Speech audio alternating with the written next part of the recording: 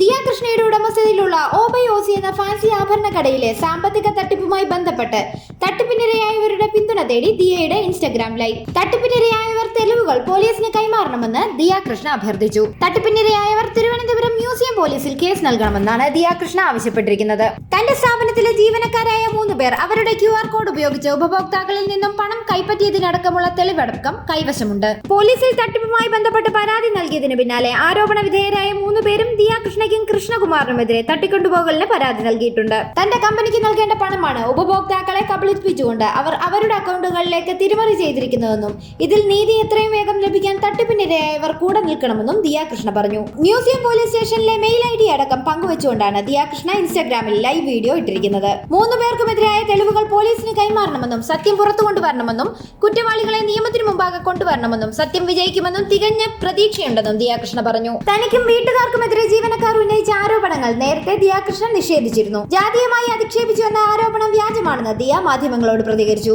ആരെയും ജാതീയമായി അധിക്ഷേപിക്കുന്ന ആളല്ല താൻ.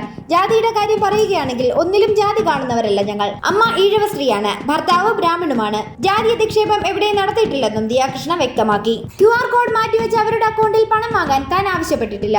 എല്ലാ ദിവസവും പണം പിൻവലിച്ച് എനിക്ക് തന്നു എന്നാണ് അവർ പറയുന്നത്. അത് ശരിയല്ല. അങ്ങനെ പണം പിൻവലിച്ചെങ്കിൽ ATM-ൽ നിന്നും പിൻവലിക്കണമല്ലോ.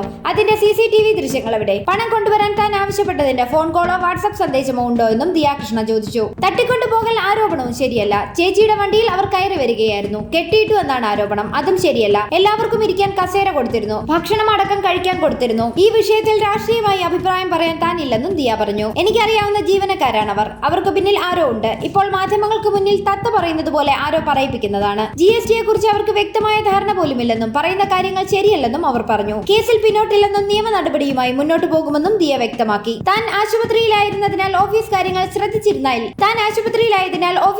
ശ്രദ്ധിച്ചിരുന്നില്ലെന്നും ജീവനക്കാരെ വിശ്വസിച്ചാണ് താൻ ആ ദിവസങ്ങളിൽ ചികിത്സയിൽ കഴിഞ്ഞിരുന്നതെന്നും ദിയ കൃഷ്ണ പറഞ്ഞു. എന്നാൽ ദിയ കൃഷ്ണ തങ്ങളുടെ അക്കൗണ്ടിലേക്ക് പണം വാങ്ങിയത് നികുതി പ്രശ്നം മൂലമാണെന്ന് ജീവനക്കാർ ആരോപിച്ചു. സ്വന്തം അക്കൗണ്ടിൽ പണം വാങ്ങിയാൽ മതിയെന്ന് ദിയ പറഞ്ഞതാണ്. ജാതീയമായി അധിക്ഷേപിച്ചെന്ന ആരോപണവും അവർ ഉന്നയിച്ചു. ദിയയുടേത് ഒരു പ്രത്യേകതര സ്വഭാവമാണ്. ജീവനക്കാരോട് മോശമായാണ് പെരുമാറുന്നത്. ഭീഷണിപ്പെടുത്തുക അടക്കം ചെയ്തുവെന്നും അവർ ആരോപിച്ചു. കൃഷ്ണകുമാർ അടക്കമുള്ളവർ ജാതീയമായി അധിക്ഷേപിച്ചുവെന്നും ജീവനക്കാർ ആരോപിച്ചിരുന്നു. 8 ലക്ഷത്തോളം രൂപ തിരികെ വാങ്ങിയത് ഭീഷണിപ്പെടുത്തിയാണ്. തങ്ങളെ തട്ടിക്കൊണ്ടുപോയി ഭീഷണി മുഴക്കുകയാണ് ചെയ്തത്. ഫോൺ അവരുടെ കസ്റ്റഡിയിലായിരുന്നു. രാവിലെ 11 മണിക്കെത്തിയ ഞങ്ങളെ വൈകുന്നേരം വരെ ഒരു വീട്ടിൽ പൂട്ടിയിട്ടു. തങ്ങളുടെ പക്കമുണ്ടായിരുന്ന സ്വർണ്ണമടക്കം പണയം വെച്ചാണ് പണം തിരികെ നൽകിയത്. ഭീഷണി മുഴക്കിയതിന് തെളിവ് തങ്ങളുടെ പക്കലുണ്ടെന്നും അവർ പറഞ്ഞു. കസ്റ്റമേഴ്സിന്റെ പണം ഞങ്ങളുടെ അക്കൗണ്ടിലേക്ക് വാങ്ങിയാൽ മതിയെന്ന് ദിയ പറഞ്ഞു. താൻ വരുമ്പോൾ ആഴ്ചയിലോ മാസത്തിലോ പണമായി കയ്യിൽ കൊടുത്താൽ മതിയെന്ന് പറഞ്ഞു. പിന്നീട് കുറെ നാളുകൾക്ക് ശേഷമാണ് നികുതിയുമായി ബന്ധപ്പെട്ട കാര്യമുള്ളത് കൊണ്ടാണ് ഞങ്ങളുടെ അക്കൗണ്ടിലേക്ക് പണം വാങ്ങാൻ പറഞ്ഞതെന്ന് പറഞ്ഞു. ഷോപ്പിന്റെ കാര്യങ്ങളെല്ലാം ഞങ്ങളെയായിരുന്നു ഏൽപ്പിച്ചിരുന്നത്. ദിയ പലപ്പോഴും ഷോപ്പിലേക്ക് വരാറില്ലെന്നും പരാതിക്കാർ പറഞ്ഞു. പാർട്ട് ടൈം എന്ന് പറഞ്ഞു കയറിയ ജോലി ഓവർ ടൈം ആയപ്പോൾ ജോലി ഉപേക്ഷിക്കണമെന്ന് തീരുമാനിച്ചിരുന്നു. തന്റെ പ്രസവം കഴിയുന്നതുവരെ അവിടെ നിൽക്കണമെന്നും അതിനുശേഷം പുതിയ സ്റ്റാഫുകളെ നോക്കുമെന്നും ദിയ പറഞ്ഞതുകൊണ്ടാണ് വീണ്ടും അവിടെ നിന്നത്. പിന്നീട് എന്തു പറഞ്ഞാലും അടിച്ചമർത്തുകയും ജാതീയമായി അധിക്ഷേപിക്കുകയും ചെയ്തു. അതുകൊണ്ട് ജോലിക്ക് വരുന്നില്ല എന്ന് പറഞ്ഞപ്പോൾ കസ്റ്റമേഴ്സിന്റെ കയ്യിൽ നിന്നും പണം വാങ്ങിയതിന്റെ സ്ക്രീൻഷോട്ട് കയ്യിലുണ്ടെന്ന് പറഞ്ഞ് ഭീഷണിപ്പെടുത്തി. ഞങ്ങളെ അവർ ചീത്ത വിളിക്കുന്നതിന്റെ സ്ക്രീൻഷോട്ട് കയ്യിലുണ്ട്.